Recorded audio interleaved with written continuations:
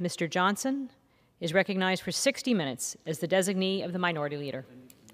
Thank you, Madam Speaker. I ask unanimous consent that all members have 5 legislative days to revise and extend their remarks and include extraneous material on the subject of my special order. Without objection, so ordered. Madam Speaker, President Biden's address to the nation last night was a missed opportunity. Our country is mired in a historic number of crises of the president and his party's own making, at home, at our border, and abroad. The rhetoric in the president's speech simply did not match his failing record.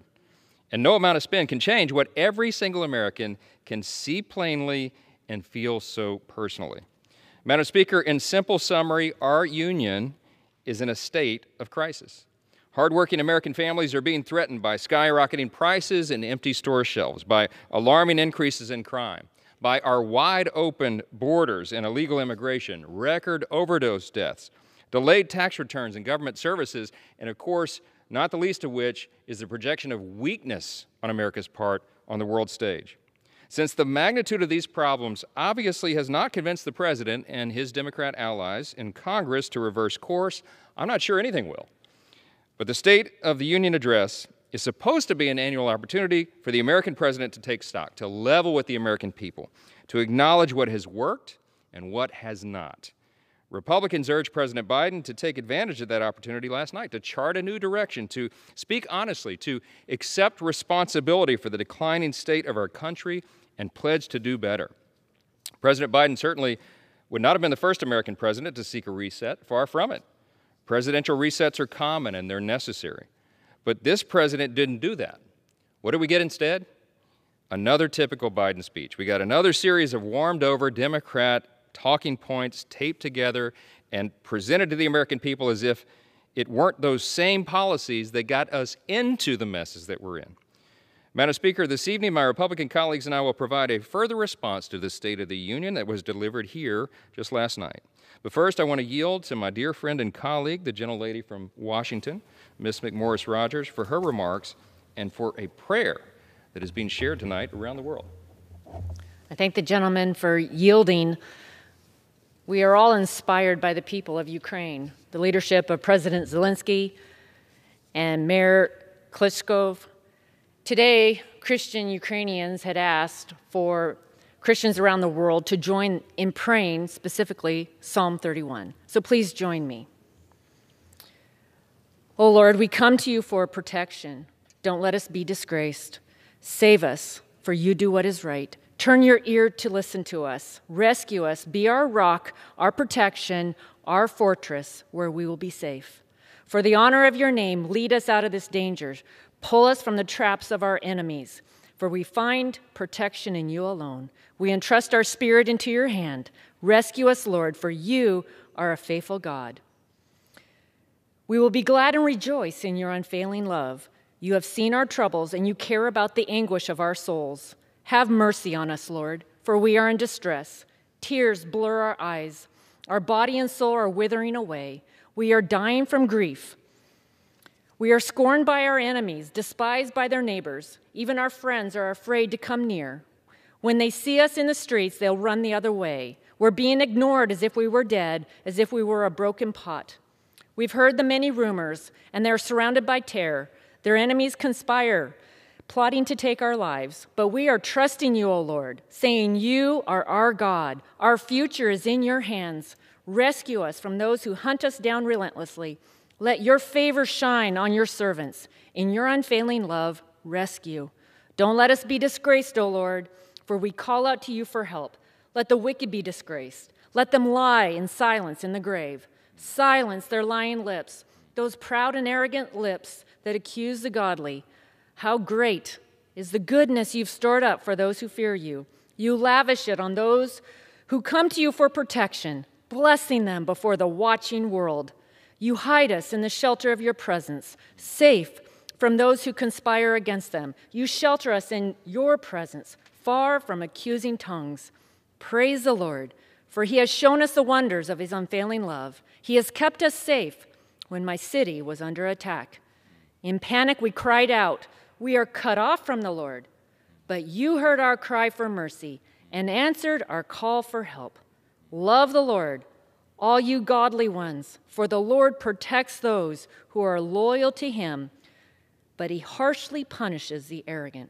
So be strong and courageous, all you who put your hope in the Lord. The word of the Lord. Thanks be to God. Amen. Thank you, my friend. The words of the psalmist resonate today as much as they did when they were written so many years ago. And our God is faithful. And thank you for putting that in perspective tonight. Madam Speaker, I am happy to yield next to the gentleman from California, Mr. LaMalfa. Thank you to my colleague from Louisiana here tonight. I rise during this special order to offer thoughts on the real state of the Union.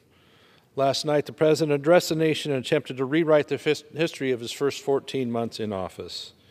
The speech was short on solutions to our everyday challenges: record inflation, skyrocketing price of gas, and supply chain disruptions that are affecting everything from food to consumer goods. This administration owns this energy crisis, which is a direct result of its crippling domestic production. When we don't produce our own energy, it makes us more vulnerable to global market fluctuations, such as those caused by the Russian aggressions at Ukraine. The Biden administration continues to ignore the national emergency at our southern border with unprecedented illegal immigration, millions of apprehensions, and limited deportations. It's a serious situation that continues to threaten our national security. Let's focus for a moment here on U.S. energy, though. Americans have been feeling the ripple of the skyrocketing energy prices. The average gallon of gas in my home state of California is up 70% from this time last year, and heating our homes is over 30% more expensive than winter last year. Economic sanctions on Russia and the halting of the Nord Stream pipeline are sure to help increase the cost of energy, but they're necessary in order for us to have independence. This reality will be a wake-up call for the Biden administration to reverse their current course and understand that American-produced energy is the best path forward. After the President announced further sanctions on Russia due to their unprovoked attack on Ukraine, he promised to supply energy to our European allies to depend on Russian natural gas. Since his first day in office, he has repeatedly stifled U.S. gas and oil production, increasing our dependence on all things Russian oil. I'm an adamant supporter of domestic oil and gas production, including building new pipelines. Right under our feet lies the largest untapped oil supply in the world, more than enough to drive down costs for American consumers and export liquefied natural gas to our European allies, removing our adversaries like Russia from their supply chain. Last night's State of the Union, the President called to make Russia suffer economic consequences for their unprovoked attack. He glossed over these, repeatedly stifled U.S. domestic energy production, halting the Keystone Pipeline, and suffocated domestic oil and gas leases. Unfortunately, he did the opposite. Just this week, he announced he's once again halting all new leases for drilling on our vast federal lands, which we know how to do well and ecologically soundly. His solution: import more gas from other adversaries such as China and the Middle East. Our nation imports 7% of our oil from Russia. All that may seem like not much. If they shut it off when we're not ready for it, that will cause a big ripple through it. We can't just flip a switch and turn on our domestic energy supply. It will take time to do it. We know what we need to do. We need to get at it. Start now.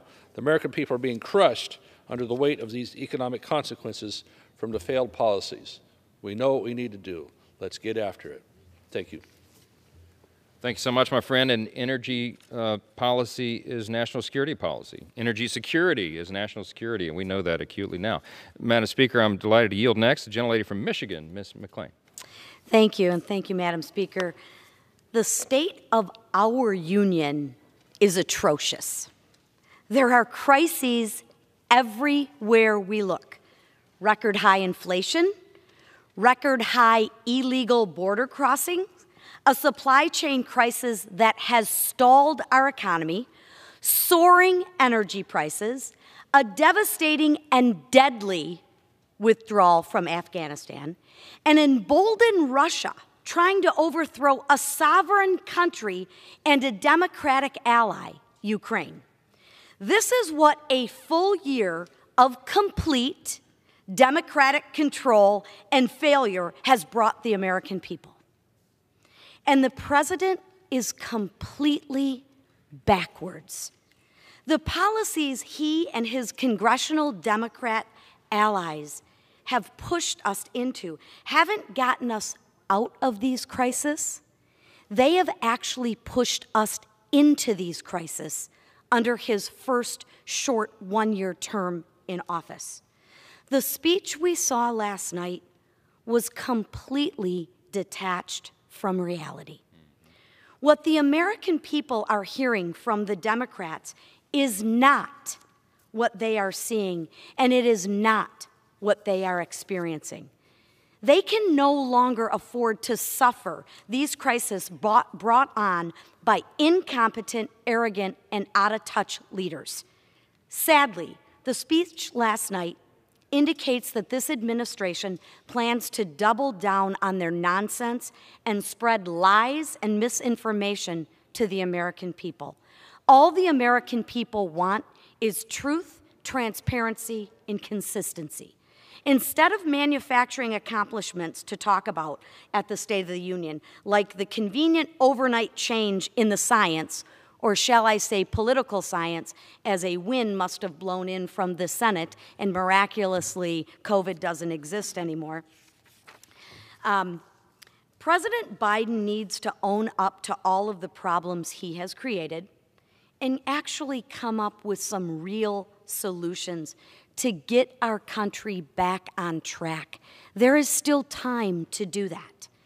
If he's unable to do that, I implore him, please pick up the phone, call me. I'm happy to help.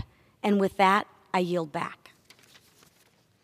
Thank you, my friend. Very well said. Madam Speaker, I'm happy now to yield to the gentleman from Pennsylvania who announced this week that he will not be seeking re-election and he will be sorely missed because this is a gentleman and a great legislator. Mr. Kelly.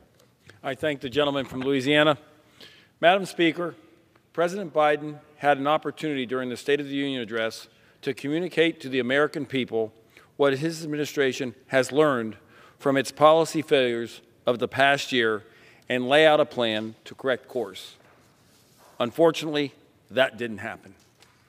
I was not surprised that the President used this address as a political tool to double down on his assault on American energy, mandates, and big government spending. These policy decisions have emboldened our adversaries and led to record high inflation, business losing workers, rising crime across the country, and a wide open southern border. If President Biden really believed that doing the same thing will solve any of the crises his administration created, he's either totally out of touch or ignoring the facts. Either way, the President took the easy way out. What is easy is not always right. Be assured, Republicans will not shy away from our duty to always put America first, to rebuild our economic engine, restore individual liberty, and renew the American dream. Thank you, and I yield back. Thank you, my friend. Appreciate you very much. Madam Speaker, I'm happy to yield next the gentleman from South Carolina who's been a mentor to me and so many others in Congress, Mr. Wilson. Thank you, Chairman Mike Johnson, for your leadership and courage to present the truth tonight. And thank you, Madam Speaker. Last Friday, I was grateful as the ranking member of the U.S. delegation to the Organization for Security and Cooperation in Europe to address the Parliamentary Assembly in Vienna, Austria. Our delegation was ably led by co-chair Steve Cohen. Quote, the bipartisan United States delegation of Democrats and Republicans, being transatlantic with our valued European and Indo-Pacific allies, have unintentionally been united about Putin's war of mass murder in Ukraine, violating the principles of the Helsinki Final Act. This emphasizes the devastating human cost of Putin's war against the families of Ukraine, isolating Russia and Belarus from the modern world.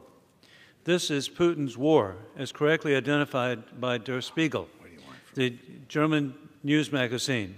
It's not a war in Ukraine. It's not Russia's war. This is clearly to be forever condemned as Putin's war. The responsibility is of an insane czar who is trying to build his power based on oil, money, and power, betraying young Russians to death. OSCE monitors have impartially relayed the tragic reality of this conflict every day under often difficult and dangerous conditions. The Putin government and its proxies must restore the monitors' ability to fulfill their mandate. I am personally grateful to have visited Russia a number of times, where I was so impressed by the talented citizens today who are being betrayed by Putin and his obsession for oil, money, and power. 2 months ago, I visited Kyiv, and it's horrifying to know the attacks. The pictures that we see here that has been sent worldwide is the road to the airport.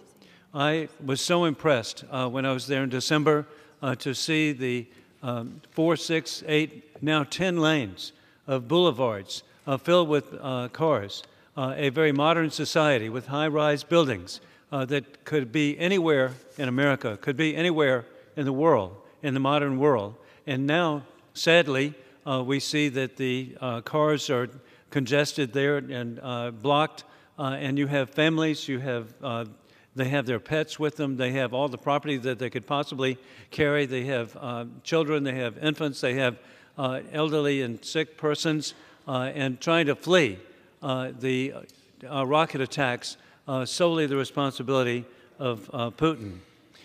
Sadly, in Belarus, dictator Lukashenko has become a puppet of Putin to subject Belarusians to autocracy, facilitating Putin's illegal war on the people of Ukraine. It is inspiring that the legal president of Belarus, Svetlana Tsikhanouskaya, would have her first loyalty to the people of Belarus, not to the war criminal Putin. In conclusion, God bless Ukraine, God save Ukraine, long live President Volodymyr Zelensky. God bless America. I yield back. Thank you, Mr. Wilson, and for all you do and your expertise in foreign affairs. It's a great blessing to all of us. Madam Speaker, I yield next. The gentleman from Tennessee, Mr. Rose. I thank the gentleman from Louisiana for yielding me time this evening. Madam Speaker, today I rise to remind President Biden that the State of the Union is in crisis, more so than at any time in my lifetime. After sitting in the House chamber last night listening to the President speak, I couldn't help but think about the people of Tennessee that are struggling to make ends meet. They are struggling due to skyrocketing inflation that has been fueled by President Biden and congressional Democrats' insatiable desire to recklessly spend trillions of dollars by borrowing massive amounts of money from China and elsewhere, and highly mortgaging our children's and grandchildren's and their children that follow after them, the future of these generations. It's gutless and it's wrong. Madam Speaker, the State of the Union is not strong. In fact, under only 1 year of President Biden's leadership, migrant encounters at our southern border have increased 96%. More police officers were killed than in any year since 1995. The price of gasoline has increased 33%. The fentanyl that comes across our southern border has become the leading cause of death among people aged 18 to 45, with an American dying every 5 minutes and 15 seconds. Afghanistan has been surrendered back to the Taliban, leaving behind hundreds of Afghans who were aligned with us during that long struggle, along with billions of taxpayer dollars in modern American weaponry. And now another American ally is under attack by out-of-control Russian dictator Vladimir Putin.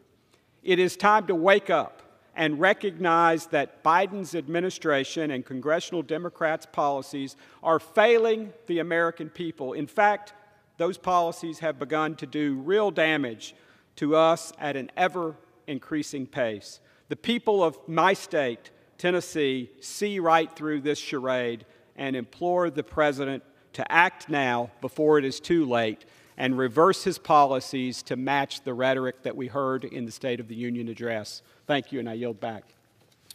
Thank you, my friend. Madam Speaker, that was so well said. We're going to stay in the state of Tennessee. I'll yield next to the gentleman, Mr. Burchett, from that same area. Thank you, Chairman Johnson, for your leadership. And let me start off by offering my prayers to Ukraine, its people and its leaders. I've asked my family to do that. Every night when we say our prayers, we do. We pray for the people of Ukraine and their safety and the miracle that needs to occur in that country of biblical proportions. It's happened before and it can happen again. But all of us hope that their country finds peace. We want to see this conflict end, Madam Speaker. Innocent Ukrainians are caught in the middle of Vladimir Putin's unprovoked war against their country. These civilians are not at all responsible for the situation they find themselves in, yet they're the ones who are always paying the price. Homes are destroyed, food and water are scarce, medical supplies are in short supply. Many institutions necessary for a stable society are under attack. On top of it all, the Ukrainians are living under the constant threat of Putin dropping a vacuum bomb or something worse. Some reports indicate that thermobaric bombs have been introduced to the theater, a whole new kind of hell that we're not used to in this country. Discussions are now taking place about the United States supporting the Ukrainians with humanitarian aid. The question remains, how will we pay for this important matter? Congress could save a whole lot of money, Madam Speaker, if we would seize Russian-held assets and use them to pay for humanitarian aid to the Ukraine. Using a creative funding mechanism like this ensures that we're responsible stewards of our constituents' tax dollars, especially given the challenges they face here at home. Since 2015, American taxpayers have spent nearly $3 billion, with a B, $3 billion on humanitarian aid to Ukraine. What's wrong with having those responsible for the current humanitarian crisis pay for it, Madam Speaker? Vladimir Putin's invasion sparked this crisis. It makes sense that Russia should pay for the destruction and suffering it is causing these poor, innocent Ukrainians. Thank you, Chairman Johnson. I yield the remainder of my time. I appreciate your truculent use of this apparatus, and I do appreciate your lackluster approach. Thank you. Thank you, my friend. Always brings levity to the moments, even the heavy ones. Madam Speaker, I'm happy to yield next to the gentleman from Georgia, Mr. Clott. Thank you, Vice Chairman Johnson. I appreciate your leadership in this special order. Last night, President Biden had an opportunity to pivot his failing administration by using the State of the Union to present a new plan that would actually help the American people and address the multitude of crises that he created by his policies. Instead, President Biden wasted his State of the Union speech by doubling down on his failed agenda and flat out lying to the American people. When I heard his tough talk on sanctioning Russia and his vow to buy American, I had hope that maybe this would include energy, American oil and gas. But no, his administration continues to double down on Green New Deal priorities and promote the purchase of oil and gas from other countries. Why would he do that? Why would he encourage the United States to continue to buy over 635,000 barrels a day from Russia alone? Just look at the spot price of oil, $114 a barrel today, which means we are sending Vladimir Putin over $72.5 million every day to fund his war machine against Ukraine. Every dollar we spend on foreign energy weakens domestic energy production. When he spoke about inflation, Biden's only so-called solution to combat 40-year high prices and hyperinflation was to tell businesses to lower costs. Lower costs. That was it. And despite promising that he will secure the southern border, Biden's severely misguided immigration policies have led to over 2.1 million illegal encounters at our border in his first year alone, not to mention record high levels of dangerous drugs like fentanyl flooding into our communities.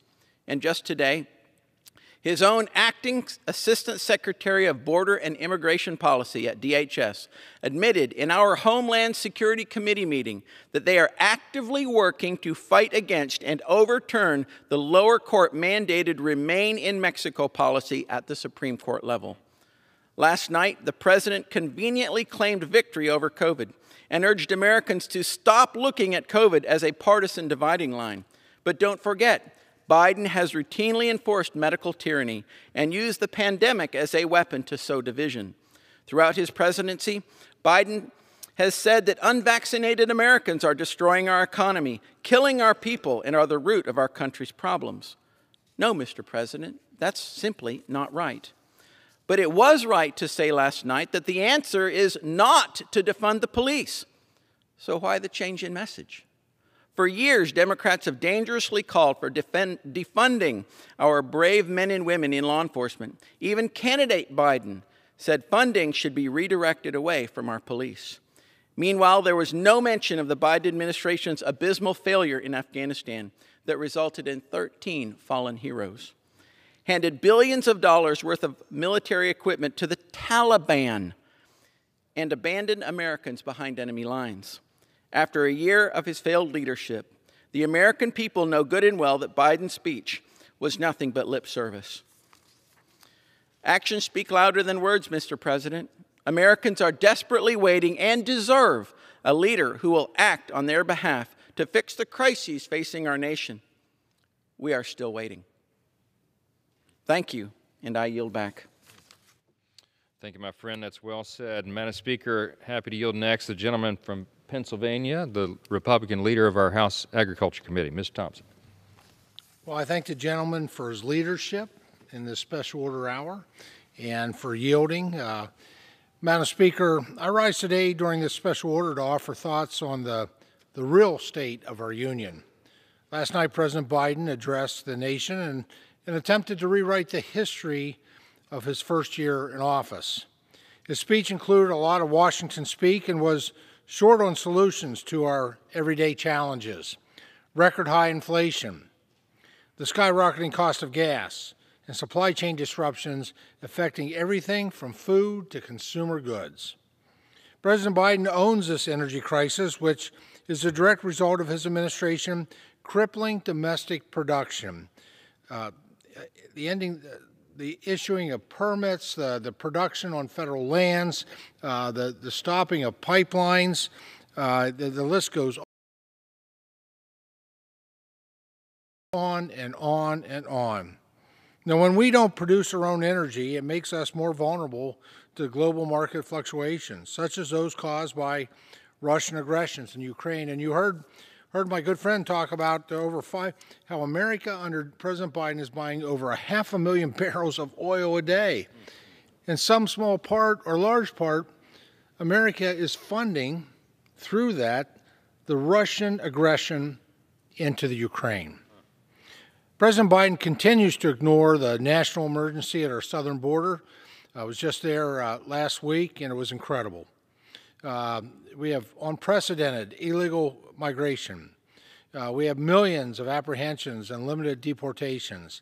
This is a serious situation that continues to threaten our national security. Madam Speaker, actions speak louder than words, and no amount of grandstanding is going to change the fact that the American people have a starkly different view from the President on the direction of our country. Thank you, Madam Speaker, and I yield back the balance of my time. Thank you, my friend, for your leadership, and that was so well said. And as we say over and over and over, energy security is national security, and it is unconscionable that we are funding Putin's aggression in Ukraine. Madam Speaker, happy to yield next the gentlelady from Illinois, my dear friend, Ms. Miller. Thank you to my friend, Chairman Johnson. House Democrats who attacked unmasked and unvaccinated Americans as super spreaders and said they should be fired from their jobs suddenly decided to lift the mask mandate and crowd together last night, hugging and kissing each other in a packed room right before the State of the Union to benefit President Biden's political optics. COVID restrictions weren't lifted because they're destroying children's lives or killing small businesses. The restrictions ended because a politician's poll numbers got too low and he needed a political reset. The American people are disgusted by this political double standard. They're never going to forget it. But we are not surprised. Every decision the Biden administration makes has gone against the needs and the will of the American people. Americans want secure borders and police protection. What does the left do? Open our borders, facilitate an invasion, and defund and demoralize our police. Americans want energy independence and affordable gas. What does the left do? They dismantle our domestic energy industry and are forcing Americans to buy Chinese solar panels and batteries. The left may be woke, but Americans are awake. The State of the Union is ready for a change. Thank you, and I yield back. Well said. The hypocrisy was on display last night, wasn't it? It's just absurd. Madam Speaker, I'm happy to yield next the gentleman from Virginia, Mr. Good. Thank you, Chairman Johnson, and thank you, Madam Speaker. Last night's speech should have been the shortest State of the Union address in history. It's easy for everyone to see the State of the Union is much worse after 1 year under the Biden presidency. This president, in order to keep energy independence, which is a national security issue and an economic security issue, all he had to do was nothing. If he would have just stayed in his basement and we paid him to stay home, the country would be so much better off today with the prices we're paying at the pump, with the security of our nation. There's nothing that impacts middle income, lower income, fixed income Americans than what we're paying at the pump. And now we're in risk of it going from $4 a gallon to $7 a gallon because of this president. And he has the travesty to not release American energy in the face of Russian aggression in Ukraine. This president just needs to allow all the drilling to take place in these United States for us to unleash our resources and bankrupt the Putin regime so he cannot finance the invasion into Ukraine. But no, what's happening? We're buying some 75,000 gallons of Russian oil a day at the cost of $100 a barrel, enriching Putin's regime to the cost of $75 million per day. But it's worse than that. What did this president have to do to keep a secure border? All he had to do was nothing. If he had stayed home after January 20th of 2021, Americans would still be largely safe at the border because illegal immigration had been eradicated under the previous administration. But what did he do? He forced the cessation of the border wall, and he does not permit the border agents, the Border Patrol, to do their job. Meanwhile, 2.2 million illegal aliens came across our border last year and have been distributed into the interior of our country, flown at taxpayer expense all over the country in the dark of night. From 160 countries. We don't know what they're doing while they're here, and this president has not just allowed it to happen, he has facilitated it happening. As a matter of fact, last night he says he has the gall to say, hey, we want to secure the border, when his policies have done just the opposite and continue to do just the opposite. Article 4, Section 4 of the Constitution says it's the responsibility of the president to protect the states from invasion, and he is doing just the very opposite, willfully, purposefully, intentionally. That is why so many of us have signed on to impeachment articles against this president just because of what he's done on the border. Let's pretend he had done everything else well, use your imagination, in his first year in the White House, just because of what he is doing to the American people at the border, and he has the gall in this speech last night to lie to the American people and say that he wants to secure the border.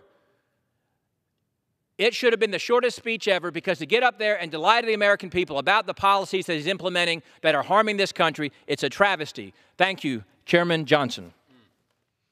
Mr. Good said it so well, and that passion is felt all around this country. I hear it from my constituents. I know Mr. Good does as well. All of us do.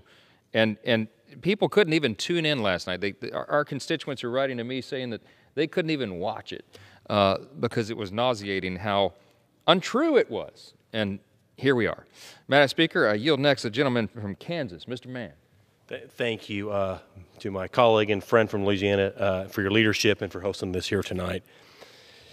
Less than 24 hours ago, the President delivered the State of the Union address in this very chamber. I would like to respond on behalf of the big 1st District of Kansas. Last night, Americans hoped to hear our Commander-in-Chief address the many crises facing our country and explain his plans for fixing them, a reasonable request. Instead, we heard a monologue of half-truths and empty promises. This administration has failed on the world stage, creating one foreign policy disaster after another, and the repercussions are posing threats to America's food supply, energy security, and our freedom. On the home front, this administration has created record inflation, which is destroying livelihoods and killing small businesses across the country and in my district. Drugs and crime are destroying American communities and families. And we have an open southern border where drugs and human trafficking run rampant. The supply chain is still in disarray. Our country's debt is at an all-time high, almost $30 trillion, and the president has halted our march towards energy independence by killing the Keystone XL pipeline. So the Biden administration has made a disaster in its handling of its issues at home. Abroad, our country has an egregious trade deficit with China, a country that ripped off American farmers to the tune of $16 billion in the Phase 1 trade deal, and this administration has done nothing to hold them accountable.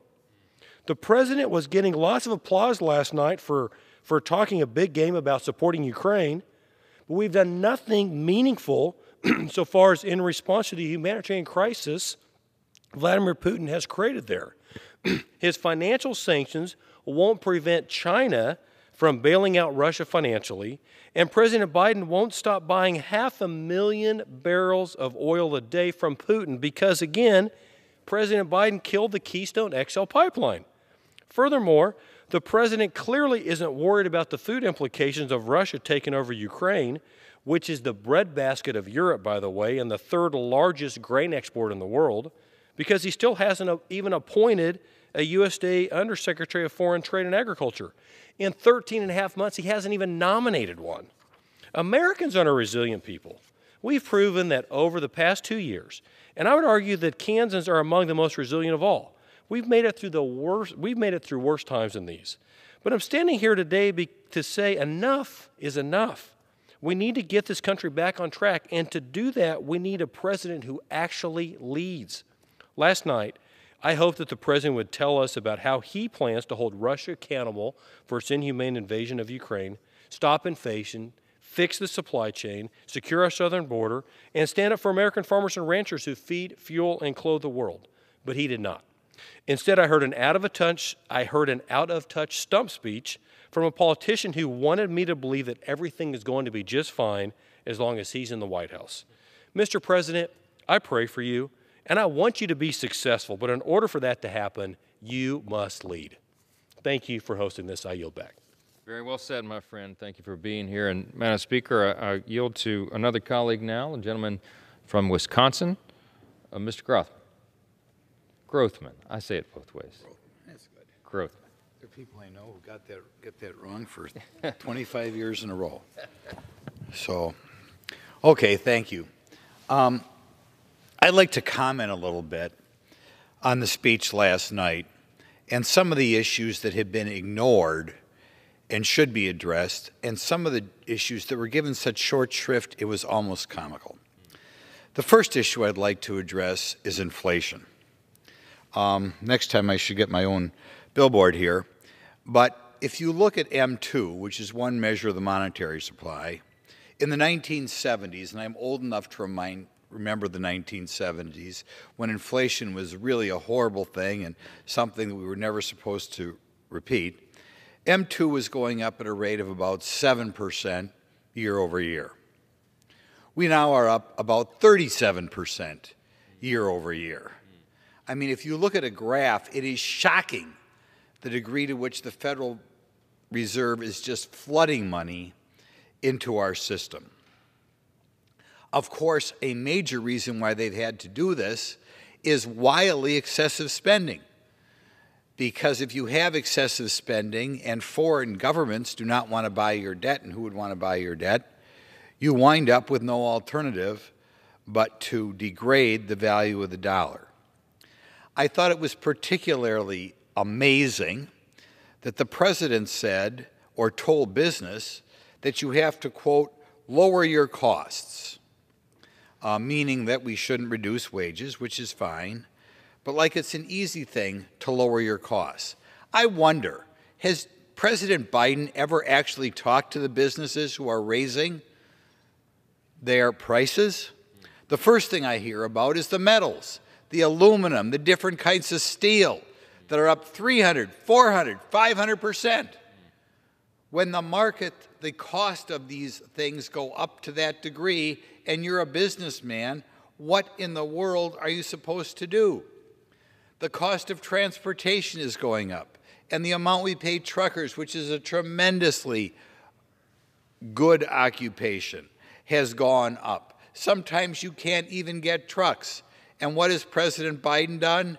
He imposes a vaccine mandate on truckers, which further reduces the supply of an occupation that's already in demand, thereby guaranteeing the cost is going to continue to go up even more. I strongly encourage President Biden to have some of his staff run around Washington, D.C., or maybe run around and talk to some of the factory owners in this country and ask them or advise them what they're supposed to do to, quote, lower their costs. Most of them, because we have a shortage of people working, are already probably exceeding last year's output in product. But despite the fact that they're doing that, so therefore they're getting more per hour worked, but they can't find any new ways to reduce costs. But again, I hope President Biden sends some of his cabinet members around the country and either advises them on how it's going to be easy to lower your costs, or hears from them how impossible it is to lower their costs. By the way, every single manufacturer I've talked to in the next 2 months, and I bet I've talked to 15, 20, every one of them thinks inflation is going to get worse. When I talk to farmers who have a variety of, fertilizers, whatever that goes into their product, they see the costs going through the roof. And every single farmer I talk to thinks inflation is going to get worse. So I strongly encourage the Biden administration to have some people get out there among the hoi polloi and find out what's really going on with regard to inflation. Next, he talked about the police. And maybe President Biden doesn't realize what the problem he and his allies have created by going after the police. In Milwaukee, the city just to the south of my district, there was a dramatic increase to all-time record number of murders in 2020, something that you never thought you'd see again, and it was exceeded again in 2021. Why is that happening? It's because President Biden and his allies have adopted an anti-police rhetoric, in particular implying amount of racism out there, and they are pushing a bill that's already been through this House, a bill that will make it much easier to hire a policeman. Now, if a policeman wants to do his job, sometimes they have to arrest people, sometimes they have to wrestle with people. If you can wind up being sued, you are much less likely to want to do that. And when you have police that are less engaged, particularly in our busiest cities, what are you going to get? More crime. We cannot say we are serious about the spiraling number of people who are being shot to death or stabbed to death in this country until we allow the police to be police again. We've got to stop that police hatred that goes on.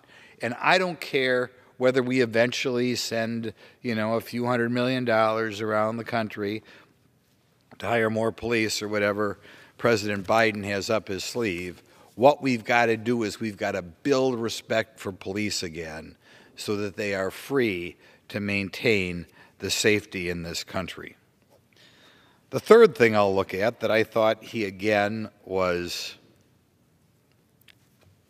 misleading to the public concerns election laws. Many states, including Wisconsin, have a photo ID law.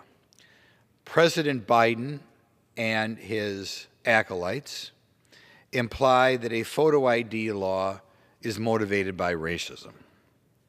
Again, this is unnecessarily divisive.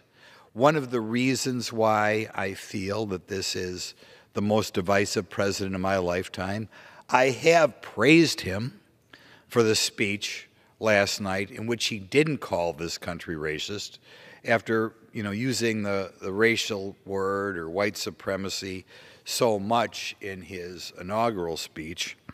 Nevertheless, it's a little bit ridiculous when, in order to have fair elections, some of us want to have photo ID, and then people stand around when photo ID is needed for things that probably have a much more dramatic impact on the average person's life, but that it doesn't bother them.